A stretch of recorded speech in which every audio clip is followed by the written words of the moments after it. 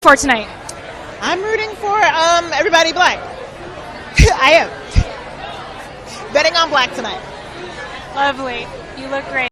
Welcome to CodeBlaqueFacts, where we talk about all things black to include news and viral videos, mental health, self-love, self-care, self-development, black women issues, crime stories, and black history. If you are interested in any of these topics, please subscribe to my channel, like, share, and don't forget to comment below. Thank you. Say it's a black thing, run deep in the roots. Blacker the berry, baby, the sweeter the juice. Hello everyone. Welcome to CodeBlaqueFacts. Thank you guys for tuning in. I appreciate you guys, and you guys know that I love you. Alright, so I wanted to come to you guys today and talk about how, sexual abuse is very prevalent within the black male sector. And, I think it's something that's not talked about that much, or there's not a lot of shine. And because there's not a lot of light shed on this particular topic, I figured I would talk about it, because I don't see where, like, it's weird, because with sexual abuse, period, as it relates to women, there's so much out there. There's so many resources. There's so much help. There's so many different groups that you can join. There's always a conversation surrounding this particular topic as it relates to women in general, period, but black women too. And, I find that with men, particularly black men, there is not. And my question is, when we see like things that come out, like with the R. Kelly thing, where R. Kelly's in jail right now. Everybody knows about the whole R. Kelly thing, so I'm not going to go over that, but he's in jail right now because he was accused, and there were allegations of him being a molester, molesting young girls and sexually abusing women and young girls and things like that. And so it's like, that kind of, when that came out, and I seen this with my own eyes, on Twitter, there were a lot of people talking about, black men, and how black men are left out of the conversation, or black boys, and how a lot of black boys, have also went through things. And of course, we all know R. Kelly's story. And it's like, okay, well then, if we know this, and we know that it's very prevalent and it's a problem, why don't black men get together and create, support groups and things like that, where young boys, young black males, young boys do have the resources. This conversation is always staying within the topic of discussion. And and I started thinking, like, I'm hoping that black men are not waiting on black women or white women or white men to create this environment for them, because to me that would be insane. I mean, when you want something done, you have to do it yourself. And as a black woman, I mean, as far as I know, there are groups and resources for children, just period, in general, more specifically for black children as well.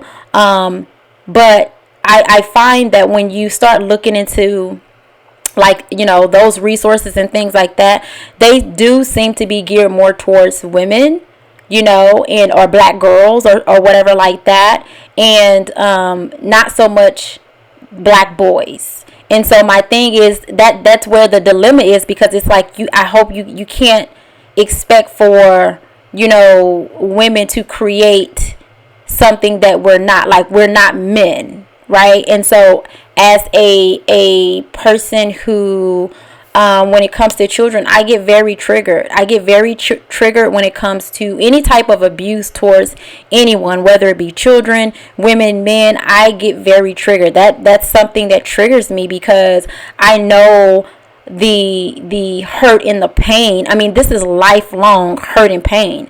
Like, well, let me give you guys some background. I don't really like sharing a lot about myself, but I'll give you this.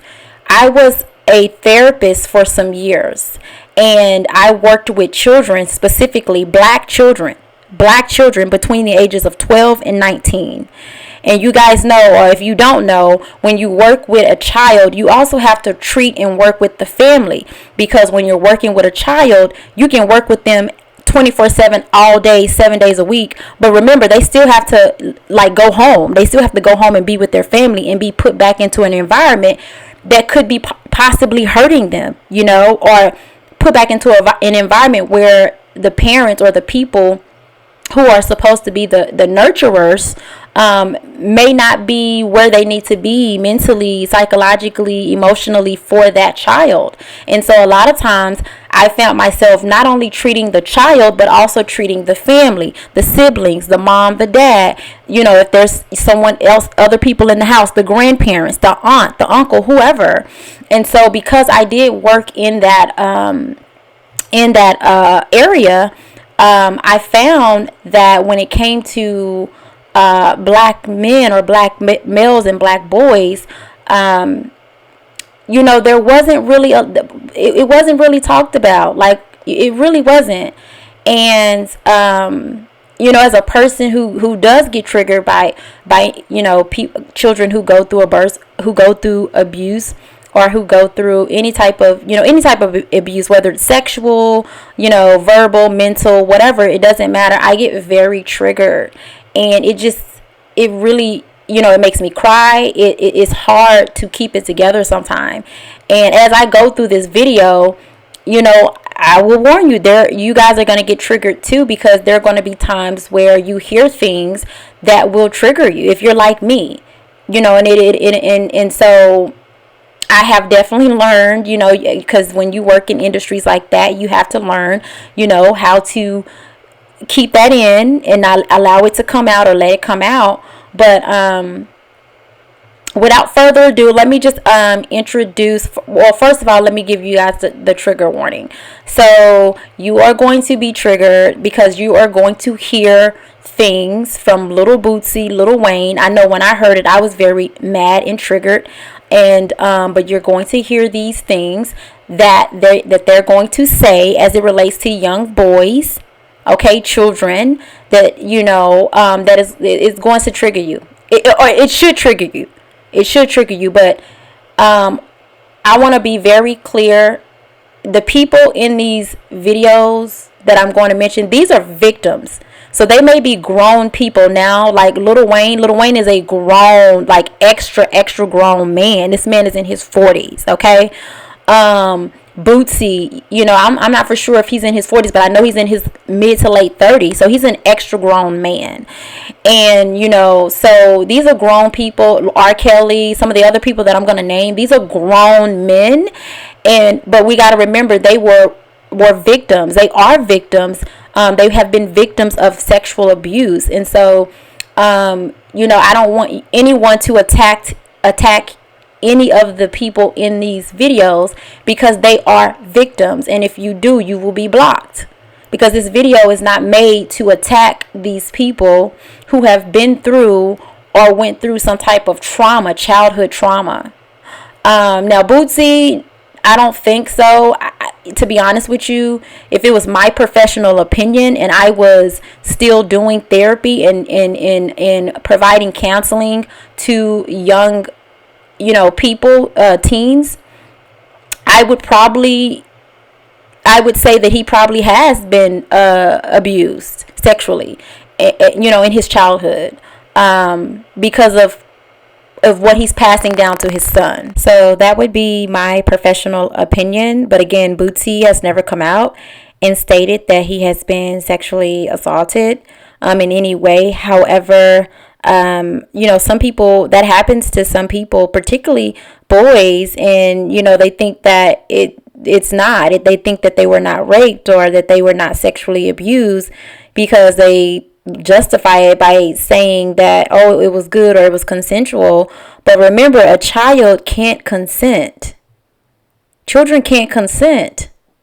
And not only is that just logic, but that's a law. Like, that's an actual law. Like, a child cannot consent to sex with an adult. So, you know, but without further ado, I'm gonna go ahead and run these videos. First, I'm going to run the Boosie video. Then I'm going to run the Wayne video.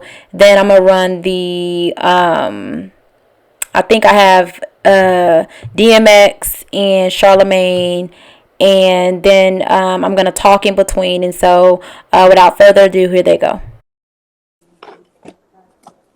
Nigga son right there. My son ain't right here, man. That ain't no tutor. Y'all tripping. That ain't my son. That nigga grown back there. And if Tutor was on here, and what? He's allowed to see pussy, fuck pussy, eat pussy, all that. He's 16 years old. He trained to fuck pussy, eat pussy, all that. Yeah. So don't get to talking about my son. Yeah. Don't get to talking about my son. I got my son's dick sucked early. I got that bitch sucked early. Yeah, all my nephews. Ask any one of my nephews or any one of my nephews or my son who got them they first head. Big dog. Yeah, ask any of my nephews who got them they first head. Big dog. Yeah. I been got my son dick sucked.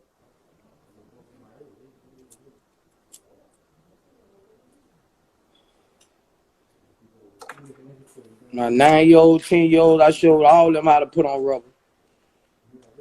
Before you even start having sex, I done showed my sons how to put on rubber. Ain't finna get my son no motherfucking shit out here. I'm training them boys right. Ask any of my nephew. Ask any of them. Ask my son. Yeah. They were 12, 13. They got head. Yeah. That's how it's supposed to be. Yeah, hell yeah, I got my fucking son dick sucked. You fucking right. Yes, a grown woman. Grown, super grown. Super grown. Checked his ass out. Checked all my nephews out. Super grown. Is she grown? She checked me out.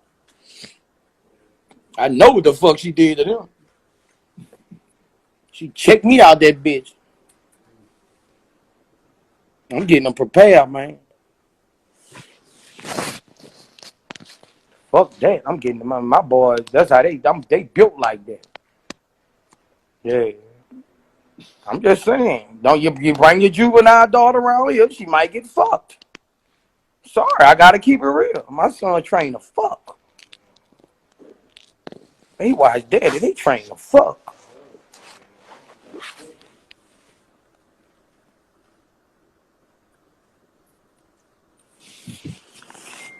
Yes, yeah. That's how I raise them. I don't care what y'all say, yeah. It's better than them watching cartoons. Yeah, that's why they got iPhone 11s. They can watch as much porn as they want. Okay. So I know that was hard to watch, at least for me it was.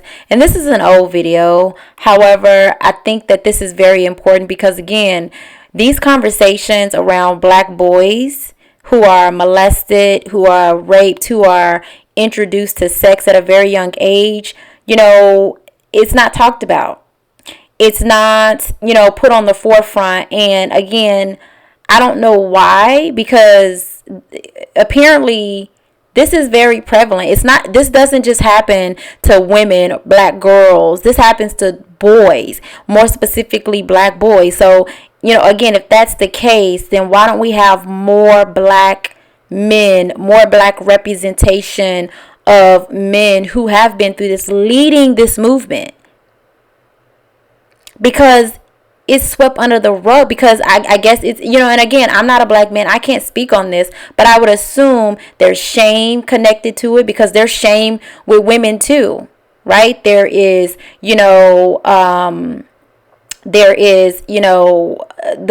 thought of, like, if I tell people this, they're going to think I'm weak, or they're going to think that, I'm not a man, or whatever. There's so many different factors connected to that, and I get it.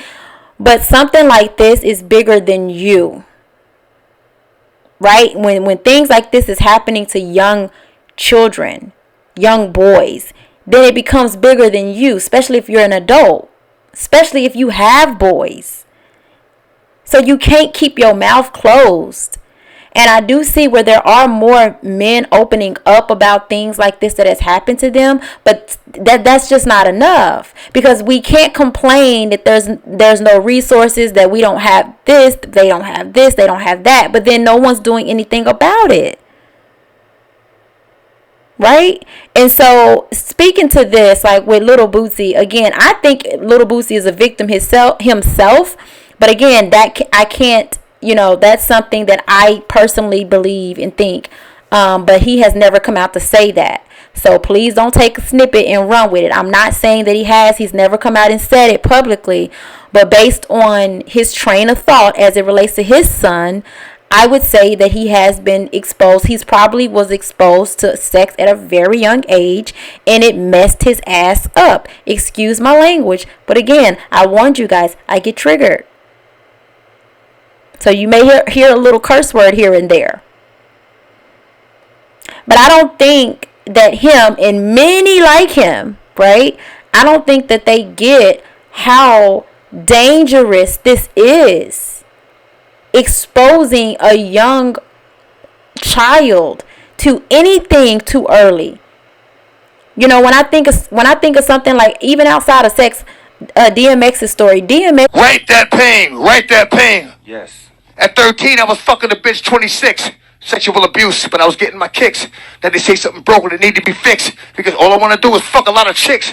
I used to get beat senseless by mom too. So I grew up thinking that's just what moms do, running away. Had a freaking messed up childhood, and it's just heartbreaking, because I feel that he never had a real chance. When you come into the world and you're 6 years old and you're getting beat down by your mother, then on top of that, you're exposed to drugs at 14 by the very person who you looked up to and trusted. A grown ass man introduced DMX to crack.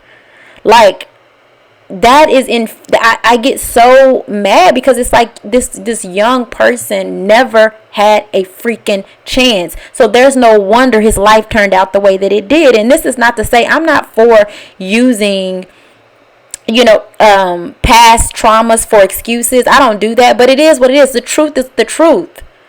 I don't know how many studies, how much resources has to come out for people to get mess like that. It will mess you up for life.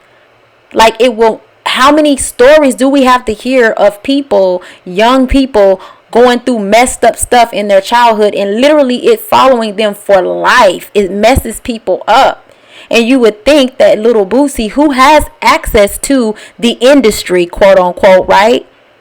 We've heard all the rumors. Everybody's heard the rumors. Everybody's heard, all these different things. And yet, and still, this man is totally oblivious to the harm he has caused on his son and his nephews and possibly nieces.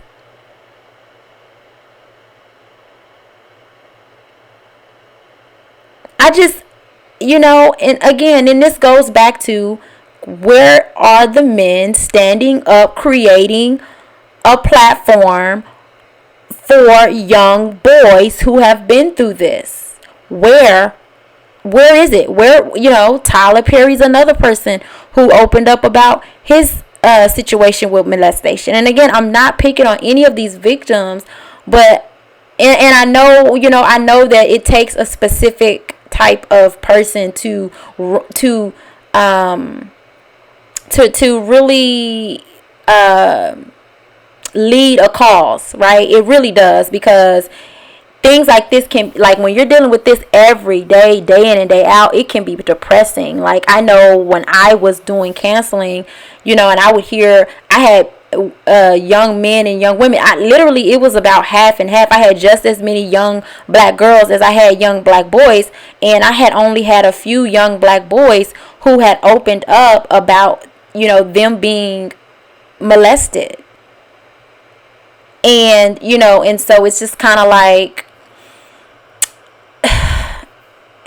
I really wish that this would be more talked about, and I really wish that the men who have been through this would literally get in front of this cause, this movement, and lead it, so that people like Lil Boosie can be more educated and more informed, because I truly think that Lil Boosie was probably raised in an environment like many men, particularly black men, were raised in an environment where it was a testament of your manhood to see how many women you could get. And as the younger you were, the better, right? So when you're, 13, 14, 15 and you knocking all these women down, like that was a testament to like your status, like you was the man, right?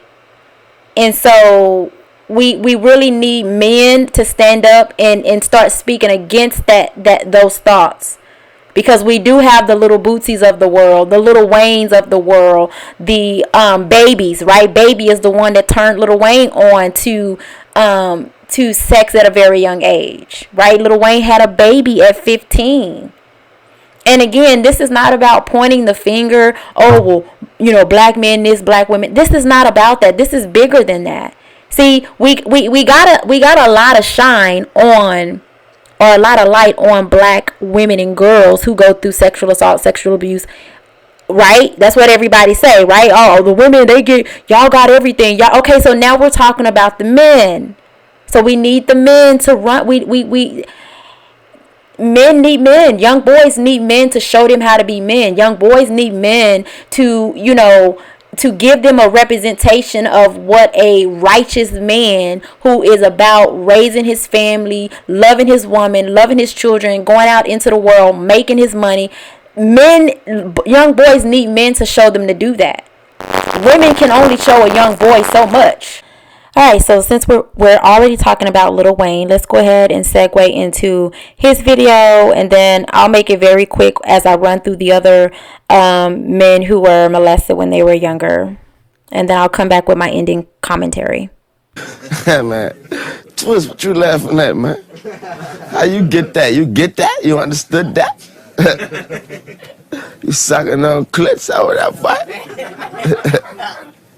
It came on that motherfucker. That nigga. Oh, you a twit? 15. Yeah, fuck. Huh? Oh my God.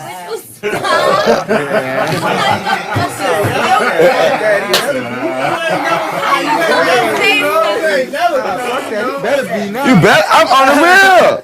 Cause I was fucking at 11. I had Nate at 15, nigga. I had my daughter when I was 15, nigga. It ain't cause you a male, it ain't cause you 15, you supposed to, cause you're young money. You're supposed to. Fuck that shit, nigga. I started fucking. I got raped when I was 11, Twist. I loved it. I ain't never pressed charges. I'ma do you like baby them did me. Yeah. I'll never forget that day. Yeah, no, they was all in the kitchen. I was scared. It was cool. There was about this many niggas and shit too in that bitch. I never forget the word. Suck Lil Wayne, let dick. I was sitting on the couch. Everybody in that bitch. That nigga was like talking good with your good dick. Girl, you know you suck with your good dick, suck on that. Boy, that bitch suck on nigga. Have a nigga, good bitch, suck Lil Wayne, let dick. I'm sitting there like, sure, yeah. Sucked up. I ain't never had this happen. In front of G. Oh my God, that was the best ever, boy. I walked out that bitch, I felt like I killed 5 niggas, ran through 3 banks, boy. You don't understand. I was a different man after that. I was Lil Wayne. After that, yeah. Now, wasn't that hard to hear? Wasn't that just like they're laughing? He thinks it's funny that he was raped. He kind of joked about it. He said he ain't never pressed charges. Like, you guys, I mean, and this is the first time that I've ever, now I saw the Boosie thing because that went viral, and I never saw this or heard this audio from Lil Wayne, and it's just so shocking because if you see the video that's connected to this audio, you will see that he's in a room full of people laughing, joking about like being raped. And if you heard him, he was like, you know, he enjoyed it. So because he enjoyed it, and because, you know, I guess, you know, he, you know, you're supposed to become a man, or I don't know what was behind the whole thing, but that's supposed to justify. And again, I'm not blaming the victim. You know, this little boy was 11 years old. Like, and then like he was encouraging the 15-year-old boy that was sitting in the room to like, he should like lose his virginity. Like he should be having sex too.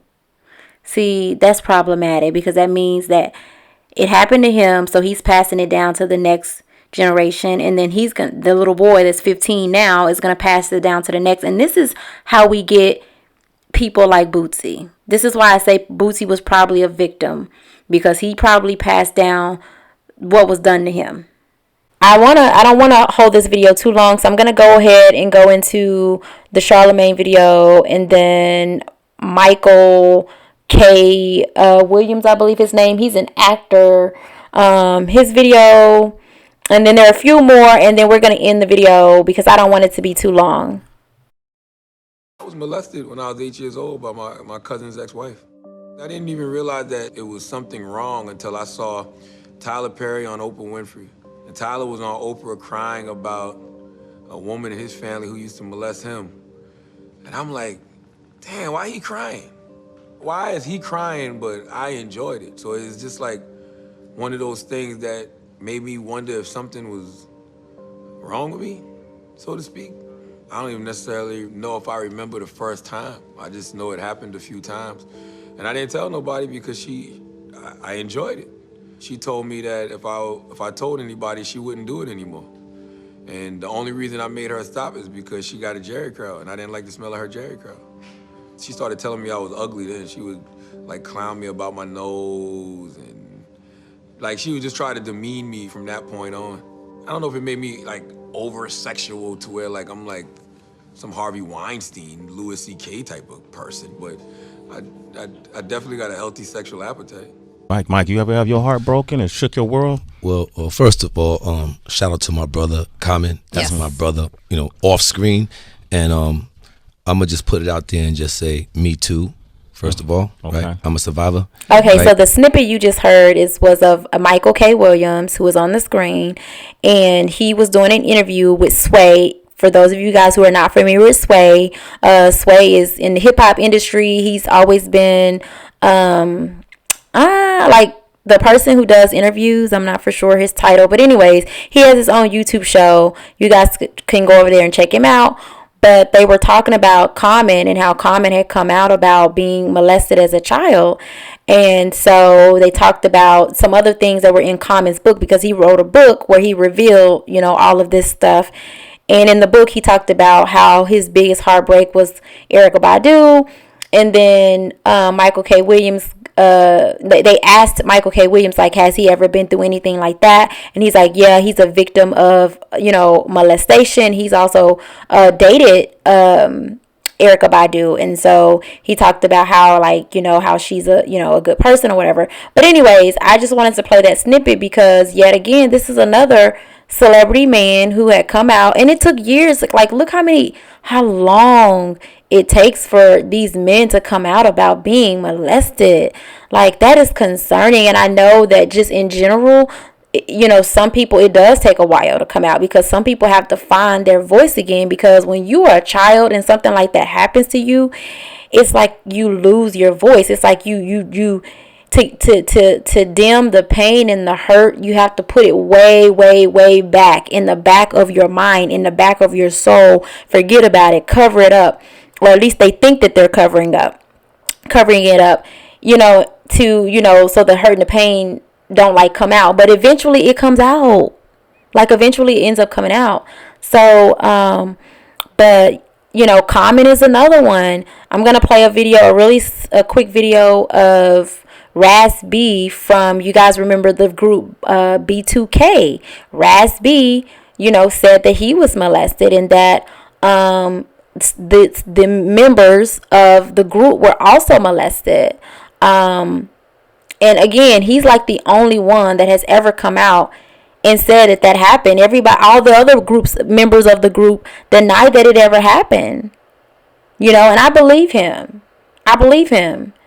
And so, but again, that again speaks to the testament of how like all these black men have been molested as children, taken advantage of, you know, introduced to sex and all this other stuff at very young ages. And if you really want to do some research, you guys, look how life turned out for these men, right? All of them, they're single. They're unable to hold down a relationship. You know, they have to do a lot of self-reflecting. And I mean, again, there's studies that prove and show this. But when you go through trauma like that as a kid, it's a lifelong process to get through. It's not like you just go to counseling one time or for like 3 years straight and then now you're cured of all the things. No, these things, they continue to come back up. It's certain things that'll set them off. It's certain things that'll bring back memories. Like it's deep. And this is one of the reasons why I'm doing a video about it, because I'm like, I'm only one person and I'm a woman at that. I'm a black woman. So, you know, again, black men who have been through this, they need to stand up. They need to lead this movement. It needs to be a real movement. It needs to be something where the light is shined on it all the time, like it is as it relates to women, right? But if something is going to be done about this, please don't look to black women to get this done. Don't look to the, you know, white men or white women, or, you know, don't do that. You're going to be in for a rude awakening. If you want something done, you got to do it yourself. You got to get that. You got to, the Black Panther, and you got to rise up. Do it yourself. If you know anything about the Black Panthers, and I'm not bringing them up to say that they were, you know, the pivotal of, you know, greatness or anything like that. I'm just bringing it up because when certain things needed to be done within the community, they had to do them themselves. Okay? So let me play this video, and then after that, we're going to come to an end. Thank you guys for tuning in. And for those of you guys who are enjoying the video, go ahead and like, share, go ahead and comment. What is on your mind? What do you think? Yeah. Spears is the first person to take it in his and he want to make it seem like I'm crazy, like I did something to him. Yeah, who all, you know, reached out to check on our brother, you know, in his time and to make sure that he was okay. Yeah, and we definitely don't always agree on everything, but one thing that we do agree on is the love that we have for our fans and supporters around the whole globe, baby. Yeah, you know what I'm saying? The Millennium Tour is not going anywhere. Me and Boo was in the room together. Chris Stokes put us in the room together and made us do stuff together. Okay, so you guys heard it. That was a little snippet of Raspy talking about how, you know, he was molested.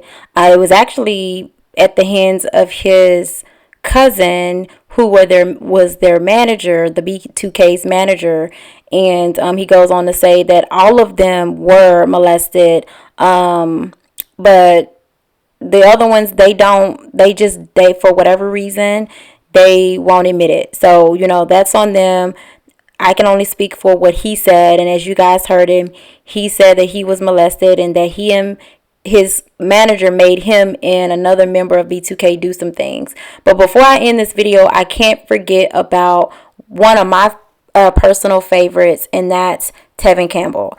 When I say when Tevin Campbell first came out, you guys, I was young. Like, I was young. I was like a preteen, if you will. And when I tell you, I love me some Tevin Campbell. So to hear that he had experienced, you know, he was molested, like, that just broke my heart, because it's like, my God. And again, when you think about it, you think about everything this man has been through. You think about, you know, him getting on drugs. There was rumors of him being a prostitute or something like that. Like, it just breaks my heart.